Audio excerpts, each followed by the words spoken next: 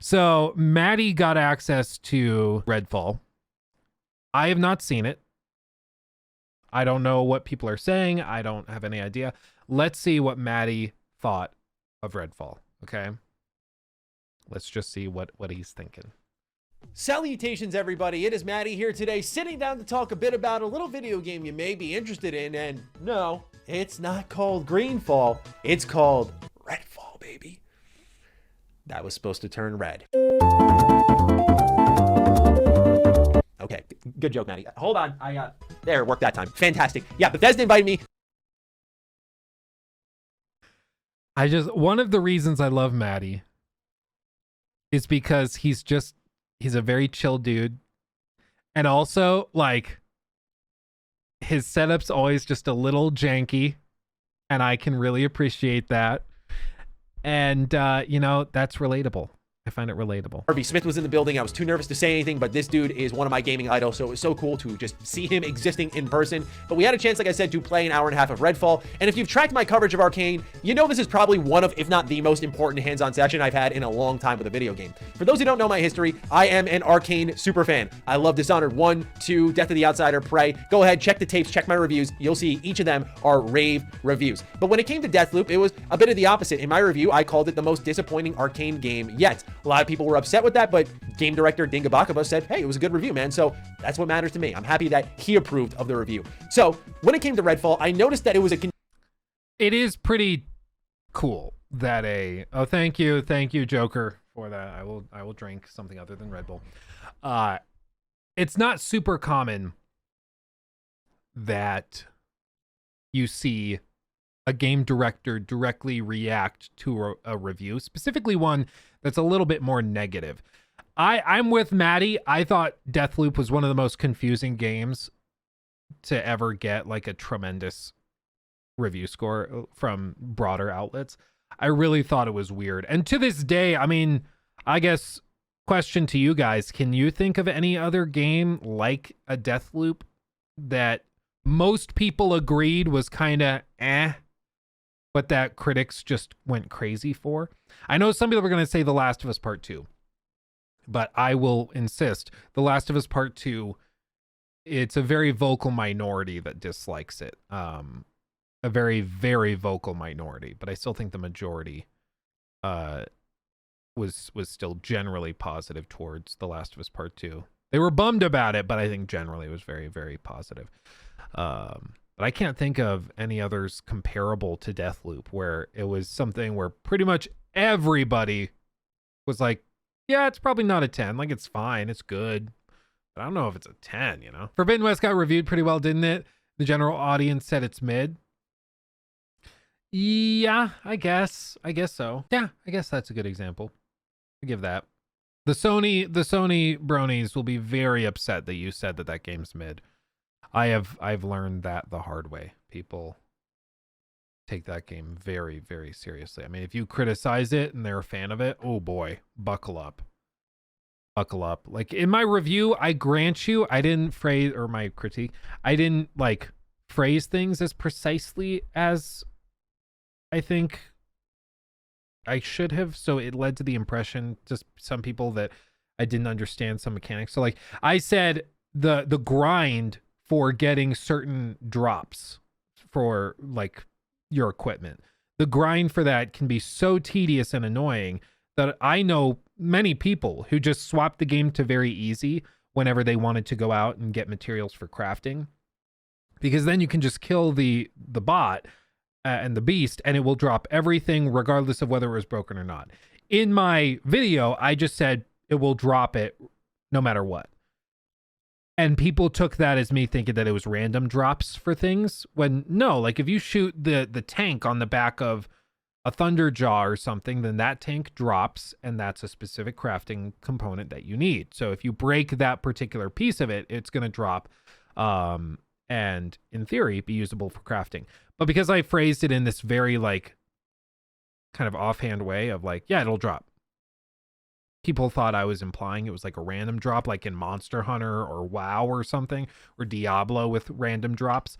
And that's not what I was saying, but I phrased it stupidly. So, you know, that is on me. But people to this day are like, okay, so you don't even know how the drops work and you don't think, like, you're criticizing it. Okay, dude. I'm like, no, I grant you, I didn't phrase it super well, but I still stand by everything else I said in Horizon Forbidden West. And nobody has ever questioned me on the campfire thing.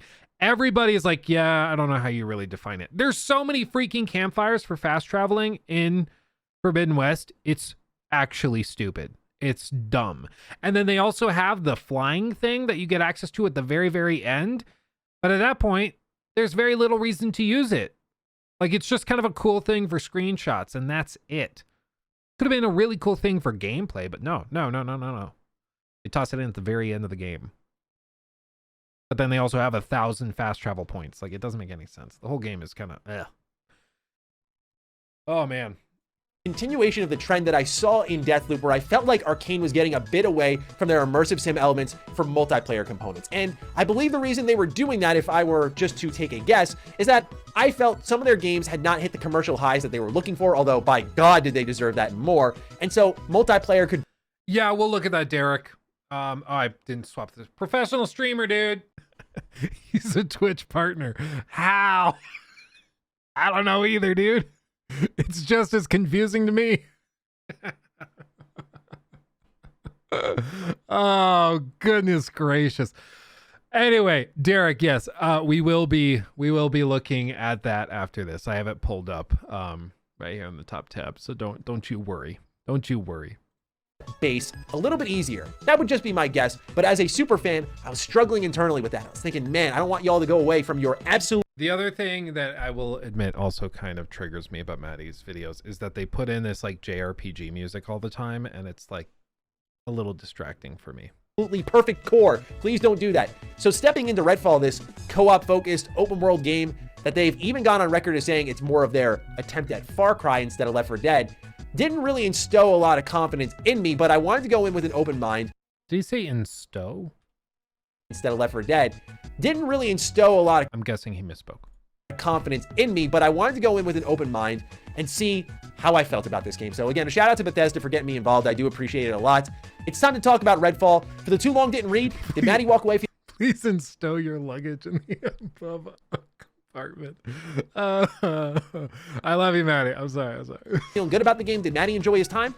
Yes. Do I have some concerns? A couple. We'll get into those. But overall, this is just a sneak peek at what's to come, and it could change by the time I have 20, 30, 40 hours in the game. We'll see. But right now, after almost 2 hours, I liked what Redfall offered me.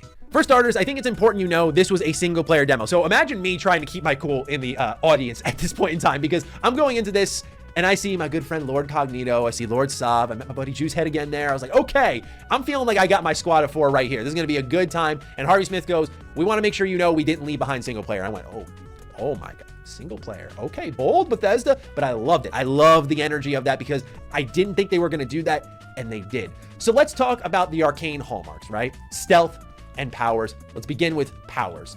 So when you look at Redfall, I played as one of the 4 characters you could select at the beginning of the game. I chose the sniper. Now, he had the ability to send out a raven to scan the environment or to be fully cloaked, and he even had an ultimate ability that would auto-target enemies for headshots. He worked, but I almost felt like this character was one piece of the puzzle as I was going through my demo. I examined his upgrade tree and noted that these abilities do allow for customization for different playstyles, which I thought was great. So as an example, I could make my cloak give me additional armor, which goes a really long way in crazy firefights. Another direction I could go is the cloak lasting longer, and even the ability not expiring after I take a shot, meaning I could pick off multiple enemies without my cloak fading. So it enhanced my stealth capabilities, and I love that. You know, we have far too many games that make stealth the side piece, right? It's not about the whole game, but in Redfall, one of the best confirmations I can bring to you early on in this video is I was pleased to see that stealth is a focus. While all the trailers were action, action, action, my character had a silenced sniper rifle, a silenced pistol, and while I could go guns blazing, the level design allowed me to be stealthy and rewarded that playstyle, and there were builds. This is, again, like, this is always the thing that blows me away, is that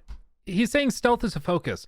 If you watch any of the trailers surrounding Redfall up to this point, nobody would think that stealth is a focus at all. Like, I really don't think anybody would take that as you know, what should be noted. And to me, like, that's a reflection of the marketing being kind of off. They really, really need to do a better job in my mind, of framing these games as not just action, action, action, if there's more to it. Like, one of the problems with Suicide Squad is right now, all anybody knows about it is that it looks like DC Marvel's Avengers. Like, that's all that looks like to anybody. But if there's, like, more competent level design, if there's an open world, if there's more narrative stuff, they need to make that the focus of the marketing thing. And what I think it might be, honestly, it might genuinely just be that the marketing team is just kind of out of touch with what the broader gaming community wants out of games, so they end up showcasing the wrong stuff. I wouldn't be surprised if that's what it is, if I'm being real. That enhanced it. To me, that was fantastic to see. With that in mind, and the experience may differ from person to person depending on what class you played, but me as the sniper, I can't say the feeling of missing components in my moveset felt good. Now, as my good friend Lord Sob said when we chatted after the demo experience, Lord Sob's channel, hold on. No, I have a preview now, Rocky. I can see this. You're not Rick rolling me. I almost did. Dude, I would have clicked on that if I didn't have the previews turned on, dude. Oh, man. This is one of the benefits of Twitch. Chatterino, this app I'm using, works very well for previewing these links. Never Rick rolled again, I'll tell you what. Corvo were split up. I think that's what you get with Redfall. So Corvo's ability set in Dishonored allowed you to interact with the world in unique ways, like utilizing the rats to crawl through a grate or blinking through a window. Now with my sniper, it was merely about using stealth to crawl around the perimeter, but there wasn't any true traversal abilities, which I found pretty disappointing at the time. This is where maybe co-op would come into play, because there are characters that allow you to bring yourself up 3 to 4 levels, but if you're in solo and you don't have that, you're SOL, unfortunately. Now, while the lack of traversal abilities isn't the end of the world, pardon the pun, I do think it's still something you should keep your eye on, because while you had Corvo having all those abilities for chaos or not chaos, and he could traverse the environment or in all these unique ways, it feels kind of limited, at least in the experience with my sniper character. It felt like I needed the co-op partner, and it was almost encouraged. While single player worked, and it worked pretty dang well, it still felt like I was limited in how I typically get around in an Arcane game, and that was a little disappointing. Now, one thing that Harvey Smith did emphasize is that that's important to note, because these games are known for having phenomenal level design, and also, being from Arcane, having pretty interesting movement. One of my favorite parts of Deathloop was the ability to like warp around and move around quickly. I thought that was really, really cool. And seeing this, like hearing that it's pretty stiff in terms of movement is a little frustrating, but let's see what else he says. These 4 characters are not the end of the road here. He kept calling them launch characters during the opening presentation.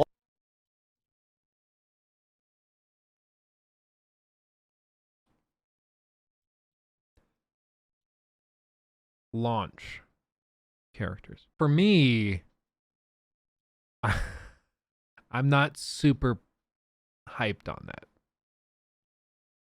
Like, if my problem, to be clear, is that, hey, these characters don't feel that fun, or like these characters have terrible movement, and your reaction is, well, after launch, we're going to fix that and have stuff for sale. That's not, oh, okay. For me, I'm like, okay, so you know that this movement is bad, or this movement isn't what players are hoping for.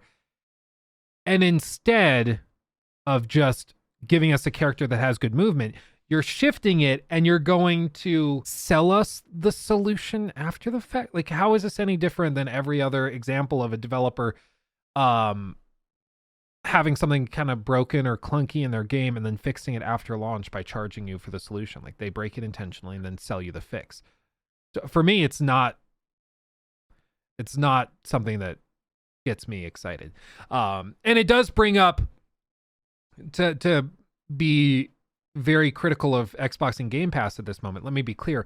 One of my major concerns for Game Pass is that they have limited potential for monetization, of course, because there's no added charge when you download something on Game Pass day one. So even if 10 million players jump on Redfall, for Xbox, they aren't seeing a spike of revenue necessarily, unless people are signing up for it specifically, right? So, hello. So, the fear is that there's going to be monetization after the fact to get that spike of cash. Did make sure to insist is that with the bite back upgrade, there isn't any microtransactions, any type of in-game store. He said you don't got to worry about any of that. So that was relieving to hear with the multiplayer component added that it is a true co-op game and not some type of live service game that they're trying to build millions and millions of dollars off of. So Hallmark. Okay, so no in-game store, no live service stuff, but it is something that is being put together, like, oh man, but it's still, they still have DLC. Like, I don't know how long after launch they're gonna wait for the DLC, but it just worries me. Thank you, buddy. Thank you. I don't know, man. I don't like them, like the people who are trying the game saying, I don't like the movement. The movement's really stiff. And then he's like, yeah, well, this is just the launch roster. I don't love it. But what I was saying right as Babe and Baby came in is that one of my concerns with Game Pass titles like this is that because they don't get an influx of cash on launch day because they aren't selling additional units in the same way as a traditional title, my fear is that the only way that they can make the game exceptionally successful is with additional charges, is with additional paid content, like season pass stuff, like major DLC, like additional characters. And that's because you can get the game day one through Game Pass. But if you want additional characters, they're $10 a piece, $20 a piece. And that's how they can keep money or additional revenue coming in. So that starts to worry me a little bit, but you know, the game might be great without those additional characters. Who knows? Who knows? Oh, you're saying that they're selling less copies because of Game Pass, and we're at the point where devs are taking steps about that. I'm not saying they're selling less copies because they were never selling copies. Like they still, I'm sure the way that it works is that based on the number of players and the number of hours played specifically of the game. So just like a YouTube video, the primary metric is how many hours has this been watched, basically. It's like the value stamp that YouTube puts on a video. If this video's had 1 million hours spent watching it, it must be better than a video with 900,000, right? So with games like this, they're establishing it where they are just coming out and saying like, you reach this threshold, late launch day one, whatever, then you'll generate this revenue, but additional characters you can sell. And they probably have like a bonus incentive where every time they pass a certain threshold of additional units or additional revenue, they get bonused out and stuff like that. So I think they're just starting to balance it out. And I mean, of course, it makes sense. If Microsoft can just have a game launch day one on Game Pass versus set it up so it launches day one on Game Pass and has content sold additionally, like why wouldn't they do that? Crimson, why does Arcane use that same HUD with the circle in the corner in showing your power? I love Dishonored, but I don't want every game to feel like it. I was going to say the same thing. It is a little funny that like every single title seems to use the same basic HUD, but then again, I'm also a little more flexible because it's like you can't really reinvent the wheel too many times, but I agree. It's a little clunky. What's this? Do you hear the people singing the song of angry men, worried about paid DLC that comes at launch because this really sucks because it ain't free. Should have done that. One is going to be your powers. Two is stealth, which feeds into exploration. If there's one company that I do think challenges Bethesda for the crown of interior level design, it's got to be Arcane.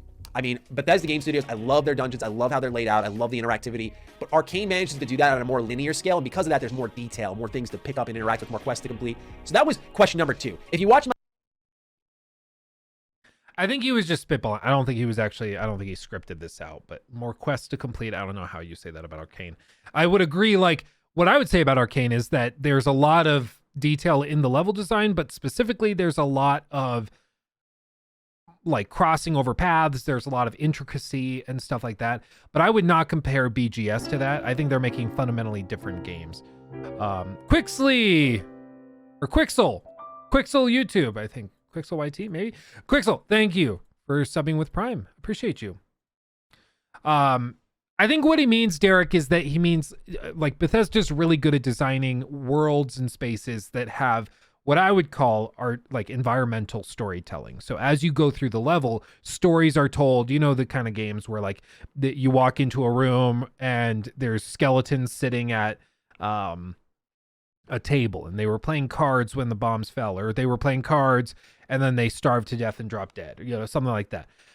So they're really good at that dynamic environmental storytelling. That's what Bethesda is really good at. Little details like, you know, I think it was Fallout New Vegas. You can go into the Brotherhood of Steel base where it has like those grates over top of the floor, and you can go underneath the grates to underneath that room. And when you go underneath, there's all sorts of spoons and forks and stuff scattered on the ground because they dropped it into the grate and then it fell through. Yeah, the forks. So they have really good attention to detail with that kind of thing. But I wouldn't say that they have good level design in terms of gameplay. I wouldn't go that far. What I think he's referring to is about the intricacy of the design, where there's multiple paths in, there's all sorts of stuff like that. And I totally agree, Arcane is phenomenally good at that kind of thing. But I don't think BGS is the one to compare them to for that. But I think we're probably nitpicking. As for direct competition, I mean, I don't know. I don't know who you would even put in the same realm of Arcane in terms of replayability within individual levels. Like, I can't think of anybody. Maybe you could say like FromSoft with some of those OG, like Dark Souls 1, with how everything went back and overlapped with like the medulla and everything. Maybe you could say that. But it's certainly, I mean, they really are in a league of their own. My Deathloop review, you know, I was a bit worried about this because I noted with the inclusion of a multiplayer component, suddenly I couldn't go through as many windows as I once did in even Dishonored 1, and I found that a pretty big letdown. Well, here in Redfall, I'm happy to say that you could get your kleptomaniac on. You could get into all manner of buildings. It does feel like this was the Arcane style I was missing from Deathloop. You know, you'll find apartments, theaters, laundromats, restaurants, etc. The interiors are open and explorable with multiple entryways. Again, this is why I really was missing those traversal abilities, because I'd see all these ways I could have got in a bit easier, but I was forced through the front door. Now, unlike Dishonored, I didn't get that sense that every area had a story to it with lore littered about. Now, when I talked to other people at the preview, they actually said otherwise, so it's possible I just had bad luck. But for me, when I was going through Redfall, I was looking for those notes, looking for those stories, and sometimes it was just a loot dungeon, and that was it. Speaking of loot, that's kind of what these locations felt like they fed into when it came to the gameplay loop. Less about story and more about loot. So what this game's exploration did remind me of is, get ready, hold on to your seats, Fallout 4. So in Fallout 4, what you would do is gather all different kinds of junk and Oh my God.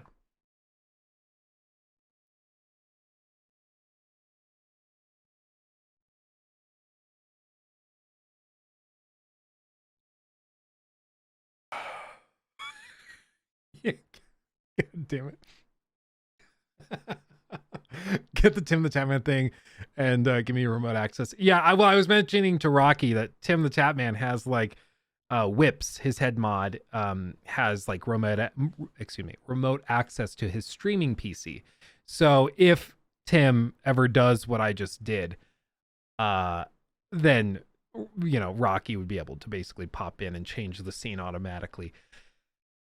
Oh man, I don't know why I'm having trouble with this, like just today. Normally, like, it happens occasionally, but normally I'm way better with this. I don't know what my deal is today. Too much water. I think that's what it is. I'm not normally this hydrated. Yeah, 999 ammo. Looks like somebody's been cheating. It does kind of look like that. I'll be real. It does kind of look like that. I have this issue anytime I stream, but that's because I'm a noob. Yeah, I'm a Twitch partner. I have no excuse. I have literally no excuse.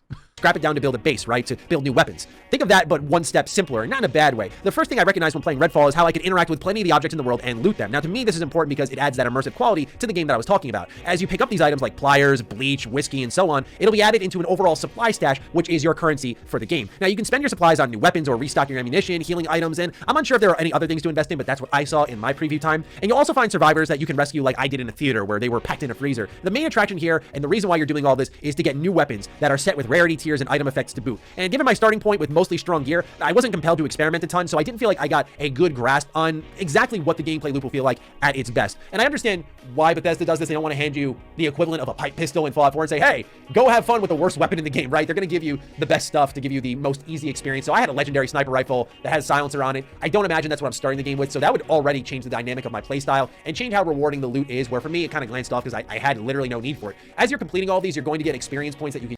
It just more and more and more. It sounds like it's just Deathloop, but with 4 players and like vampires. Like, am I wrong? Like, the inventory system looks very similar. All the rarity stuff. It just kind of looks like they took a lot of those tool sets and things they built for Deathloop, and they just pasted them into this. Use to level up those skills I mentioned before. I did say that there are skills for your actual character, but there are also co-op skills to keep in mind that allow you to influence the play space around you. So just keep that in mind as you're getting ready to pick your character to start off your playthrough in Redfall. But all in all, the exploration to me wasn't that heavy lore-driven storytelling. There was still a good degree of environmental storytelling, and we'll get into a specific part of the game where the environmental artist cooked up a meal. Oh my God, we'll talk about that. But it felt more loot-driven here, which will disappoint some, but not all. I also wanted to focus a bit on my time with Gunplay. I had access to 3 weapons. In my case, it was a sniper, assault rifle, and pistol. They started us off at level 7, and like I mentioned, kitted us out with really good gear. Overall, I think it builds off Deathloop, which already felt pretty good to play, and here's much of the same. I really like the diversity of weapon types here. Like, of course, you have your usuals, such as snipers, pistols, assault rifles, and so on, but then there were weapons that shot UV beams that would turn my enemies into stone or something, and I could actually break them into dust, which was oddly satisfying. So there are 2 ways of approach here. You have your human enemies, which were simple, just point and shoot. They're down in a few shots, very easy to kill, perhaps too easy. And then there were the vampires, which are a little trickier as there's multiple types. There are ones that can shield enemies, while others that create a shroud that forces you to play on the aggressive and get a bit closer to the enemy. And emptying the health bar of the vampire isn't all you need to do here to kill them. You also need to put a stake in their heart, or else they're going to come back to haunt you, which I actually really like this element. It forced mobility. It forced action maybe a little too much. It was almost like I was picking off the humans, and then I knew that guns were going to fly when it was time to take out some of the vampires. Now, that's where the ultimate ability plays a factor. As I mentioned, you get these automatic headshots, and it turns these vampires into dust if I kill them with the ultimate. So if I really was having a tough section coming up where I needed stealth, and I needed it bad, I could go get my ult, which you build up by picking up materials in the world that enemies will drop, and using it there to take out the vampires without having to put a stake in them. But keep in mind that while stealth is a focus here, if you are in an area with vampires, from my experience, you're eventually gonna have to go guns blazing. Otherwise, there are other gadgets that teammates may have. Like there's one that can throw down an electric pylon of sorts, and if that hits a vampire, it will, as the term goes, dust them and make them fade away. So this is where, again, I think a co-op blend may have helped the game a little bit more than the solo play, where it showed a couple more flaws than I think the game actually has. Anyway, as for the gunplay, I think we typically talk about Arcane, as I have in this video, for their level design and crazy powers, but I actually think the gunplay goes a bit overlooked. Is it Destiny 2 level? No, but I actually think it's punchy and responsive, which is commendable with all the game is attempting to do. And that does bring me to what I would say is the rich content feeling here. They're not resting on their laurels, they're not resting on the co-op mechanics, and there is a lot to do here if my quick glance was anything to go by. But it's not an overwhelming amount like a Ubisoft game you would probably compare it to. This feels manageable. So, for example, there are neighborhoods that you'll find, and inside the neighborhoods are going to be these safe houses that will have missions within them. And eventually you'll complete the neighborhood missions, and you'll do what I did, which is take out an underboss. When you take out an underboss, you get unique rewards to that mission, and you kind of secure the neighborhood a little bit more and gradually take back Redfall, which is pretty cool. There are side quests that, didn't blow my mind, like fixing a popcorn machine. It brought me to this cool movie theater, and that's what I care about more. Is I like that there are stories that exist, and I look for them often in these environments, but when it's one of these where it's a silly little fix the popcorn machine type mission, but it's a conduit to this really cool location, this theater that's all broken down, I sometimes end up appreciating that more than any story that could be told, because I do find Arcane's interior level design to just be fantastic. So to get more of that is always a good thing. There's also Vampire Nest. So this is where I said the environmental artist really cooked a gourmet meal, because this looked insane. We've seen previews of it, but to explore it and lay my own eyes on it, it was really impressive. Now, I think I played a beginner focused one for the Vampire Nest. The reason I say that is because you dive in here, you kill some vampires, you destroy some hearts, you collect the loot, and then the area collapses, so you got to get out as soon as possible. The one I did was full of tutorials. It was extremely linear, like one straight path the whole time, and very minimal combat. So I can see this getting more hectic, especially in co-op, but we'll have to see over time. There was also just your general off-the-beaten-path exploring, and there was the main story, which I just didn't do. Like, I go to these previews to get a feel for the game. I don't go there to spoil the game for myself. So I just like to do whatever and just get a feel for the game's mechanics, which I was way more concerned about. We'll see how the story ends up based off the recent story trailer that I saw also at the preview event. It's now available to all of you. I thought it looked interesting, especially this kind of science experiment gone wrong type approach to the narrative. We'll see how it goes, but overall was not something I touched. So yeah, mostly positive here, right? Now I think it's fair that I lay out what has concerned me a little bit as I finished up my preview. And it's not a long list, but I just think that while these tech issues I'm going to talk about can be ironed out, I played what they said was their latest build, and we're about a month and change from launch. Still, it's something that I want to be patient about, wait out, see if in the final product we do get the same issues here. But we'll start off with issue number one, which was the AI. Now, the problem here existed in Deathloop as well, as far as I'm concerned. Now, people in the industry I saw were trying to mask it as, quote, intentional. Oh my God. The AI in Deathloop was so infuriatingly stupid. And especially in a game that's about like stealthily navigating a level, it's pretty rough. I mean, it was bad. It was really bad. So maybe they can fix this. I don't know. I guess we'll see. We'll see. I'm more concerned about this though. Really dumb AI, end quote, but it's problematic here, and that was the main thing that really did leave me worried. Oh yeah, I remember this. What mask it as, quote, intentionally dumb AI, end quote, but it. Yeah, they said there were people, the Deathloop stands were saying that it was intentionally stupid. They meant for the AI to be dumb, and it was designed that way. And they said this because, like, I forget what their exact examples were, but it was really, really stupid. I was like, okay, come on now. What are we doing? Come on now.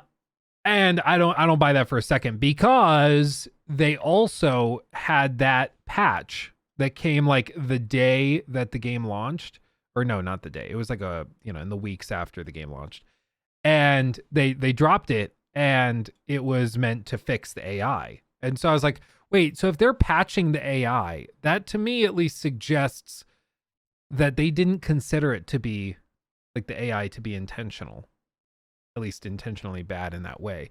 So I don't know how you possibly say that the AI was intentionally bad when they patched it to try and make it better. Like, to me, that kind of demonstrates the point that no, they wanted to fix this. Like, it was not, it wasn't where they wanted it to be, and they wanted to fix it. Like, what are you talking about? You know? What are you doing?